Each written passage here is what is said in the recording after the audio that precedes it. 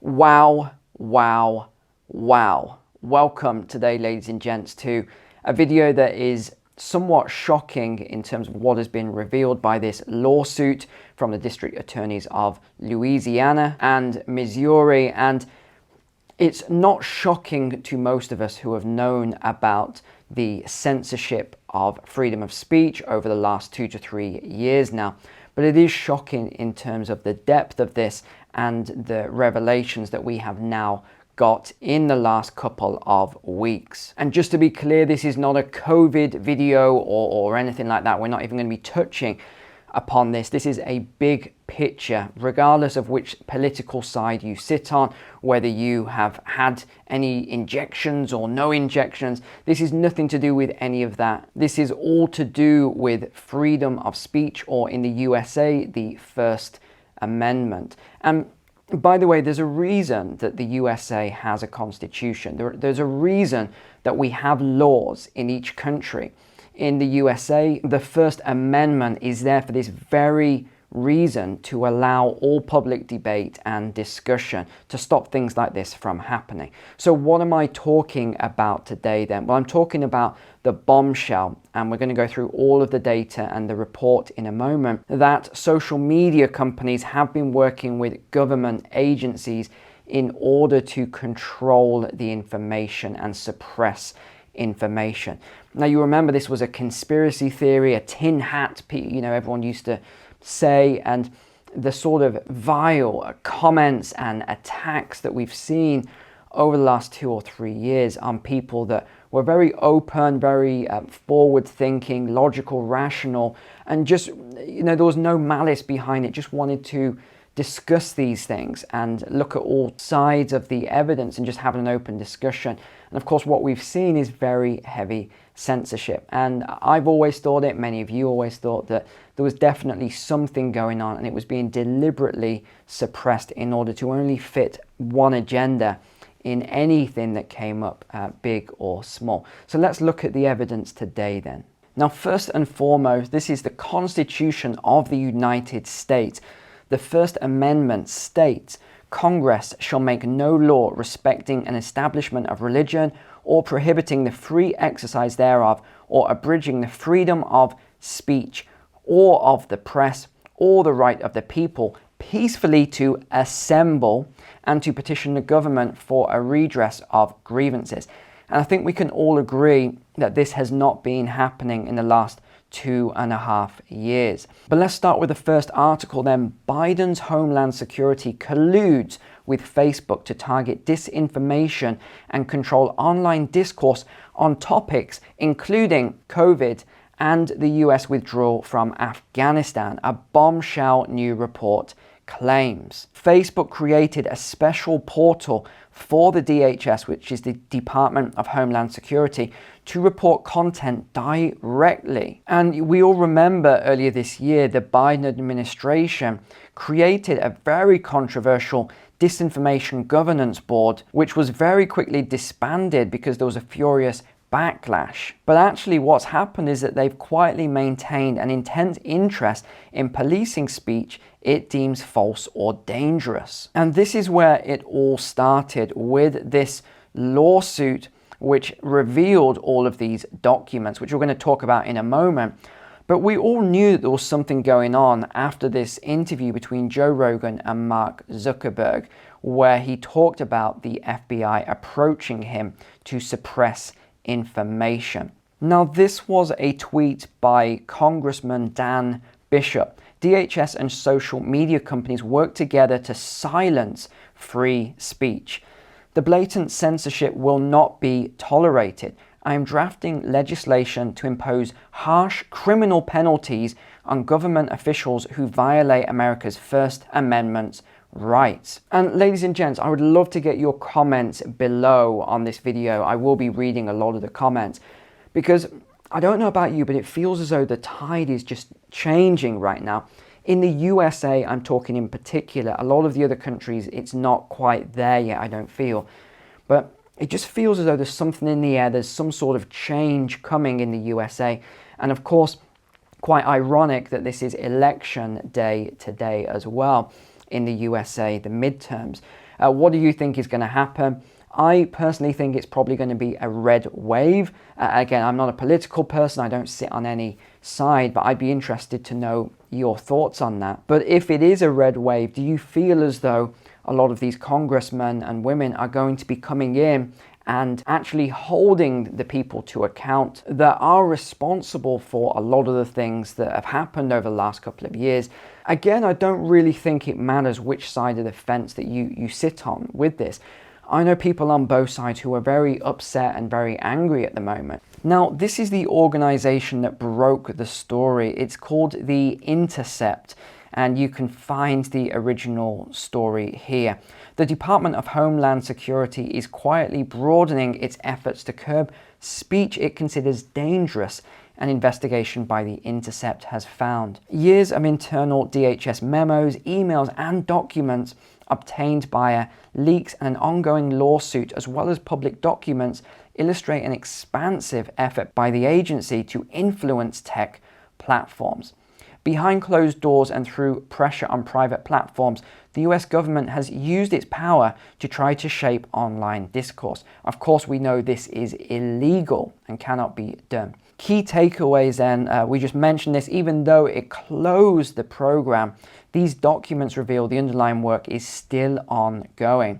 Facebook created a special portal for the DHS and government partners, now this is the other key one, to report disinformation directly. And again, this isn't disinformation, this is simply information that didn't fit a certain agenda. There's also a formalized process for government officials to directly flag content on Facebook or Instagram and request that it be throttled or suppressed through a special portal that requires a government or law enforcement email to use. At the time of writing, the content request system at Facebook is still live, and I'll prove this to you in a moment. DHS and Meta, the parent company of Facebook, did not respond to a request for comment. The FBI declined to comment as well. So before we continue, let me show you this portal is still live. You can request access here.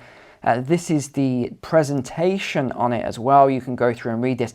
All of this stuff, you just look at the link here above. You can search for it very, very easily. The reason I don't post these links in the description, as people often request, is because it then flags the content and suppresses it. Now, you think that's bad? Well, it gets even deeper. Facebook fact checker leads stories funded by controversial Chinese company that owns TikTok. We know where this is going. Facebook's fact-checking partner Lead Stories is funded in part by a Chinese company called ByteDance LLC, which owns TikTok and has been accused of censorship on behalf of the country's communist government. Former President Trump warned ByteDance that they must find a suitable buyer for TikTok's US business because the platform presented a national security risk. So the same company Trump sees as a potential national security threat is actually funding Facebook's main fact checker. What does that tell you? A 2019 report by the Australian Strategic Policy Institute's International Cyber Policy Centre, goodness me, that was a mouthful, detailed how ByteDance is engaged in deeply unethical behaviour in Xinjiang, where their work directly supports and enables mass human rights abuses. In September 2019, The Guardian obtained leaked documents explaining ByteDance is advancing Chinese foreign policy aims through the app. So this is abroad in the US and other Western nations. Now, as we continue on through all of this, I hope this isn't coming out as a complete shock to most of you, because I think we've been talking about this for quite a while in terms of censorship. And again, it doesn't matter which side of the fence you sit on politically. I think deep down we've all known that there's something not quite right has been going on. And again, I'm not talking about COVID here specifically. I'm talking about all sorts of other things, from race-related issues to modern day war between Russia and Ukraine. We've just been seeing a non-stop barrage of information towards us. But the way I always look at it is, if the information comes and it's fairly objective and you have two viewpoints and debates, that is often what I'm interested in listening to. But whenever I see a viewpoint come out and then you see propaganda attached to it and very nasty sort of comments and terms, you know, that are thrown at other sides, that is usually when you know that there is obviously an agenda behind it. So this is the barrage of documents that we have seen via this leak. So you can see at the top here, confidential. These are confidential documents. And again, I would ask you all to read through these in your own time, because it is quite a bombshell when you start going through this. And there's a lot of stuff in here that even I wasn't aware of. But again, look at the question 1. Will there be some sort of agreement of terms of reference that will align all participants?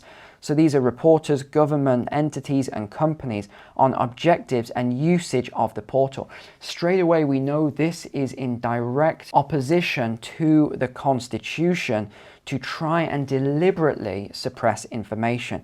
And this goes on and on and on. Obviously, a lot of things have been redacted from the information, but the bulk of what you want to read is still in here. And there are numerous documents that have been released. DHS needs a unified strategy to counter disinformation campaigns. And again, I've got nothing against disinformation. What I am against is the suppression of information and the suppression of allowing all parties to come to the table and discuss such matters. So there's a lot of these documents. You can see the links here above. You can also do a search for them quite easily. But let's go on to this Forbes article now then. White House deletes misleading tweet giving Biden credit for Social Security check raise. And this is why I asked you, do you feel as though the tide is turning? Especially now that Elon Musk has purchased Twitter. I'd like to get your views on this as well. Do you feel that Elon Musk is genuinely trying to help? Is he really trying to bring back free speech via his purchase of Twitter? Or do you see this as just more sort of controlled opposition? Do you see it as someone is behind Elon Musk and that someone like Elon would never have been permitted to purchase a platform so powerful like this in the first place without some sort of terms and conditions or someone pulling the strings? I would love to know your thoughts on this. So the White House actually deleted a tweet on Wednesday crediting President Joe Biden for a forthcoming increase in monthly Social Security payments for seniors, following widespread backlash that led to a fact check noting that the increase was automatic, which brand new Twitter CEO Elon Musk hailed as an awesome feature on the platform. And I remember when Joe Biden took credit for the jobs, the best result in history as a president bringing back jobs, when actually he didn't create all those new jobs. They just came back after the lockdowns. Key facts: the White House account claim seniors are getting the biggest increase in their Social Security checks in 10 years through President Biden's leadership. But the note was later added, pointing out that the increase is due to a law President Nixon signed in '72, tying Social Security payments to the CPI, which tracks inflation. So this is a new feature then at Twitter, which adds labels and fact checks misleading tweets receiving widespread public attention. Our goal is to make Twitter the most accurate source of information on earth without regard to political affiliation. Now, here's one sort of challenge I would have on this. Elon just tweeted this yesterday, which to me doesn't sound as though he is not getting involved in politics. To independent-minded voters, shared power curbs the worst excessive of both parties. Therefore, I recommend voting for a Republican Congress, given that the presidency is Democratic. So I would ask you again, do you feel as though there is no regard to political affiliation? Or I guess we could say, well, Elon is not Twitter. Elon is a separate legal entity to Twitter. But again, he does now have a huge amount of power via owning Twitter. So I think they are sort of the same thing. Another thing that Twitter fact-checked this week is Biden's gas price claim. So we are seeing now a lot of changes happening at a very fast rate. And Elon Musk fires the entire Twitter board and makes himself the sole director. Again, I would love to know your thoughts on this. Is Elon Musk a savior or is he a villain in disguise here? Let me know in the comments. But also let me know today what you think of this massive bombshell. It's just incredible the suppression that we have seen here and is now started to come out via these court documents. Do you feel as though if there is a red wave, again, we won't know until tomorrow, but if this does happen, do you feel as though that Republicans will hold these people to account who have been responsible for a lot of this suppression of information? What do you think is going to happen here? I'd love to know your thoughts. Thanks so much for watching today. Take care. God bless. I will see you tomorrow.